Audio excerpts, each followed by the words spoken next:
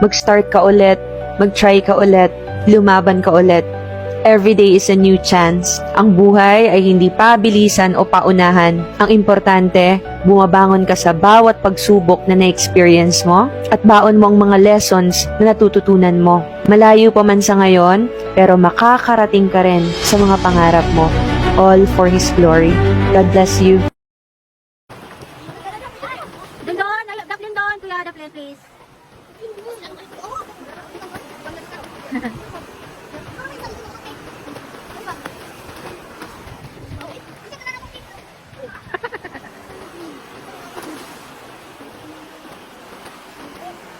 Hindi ka tinuruan ni Lord para matakot.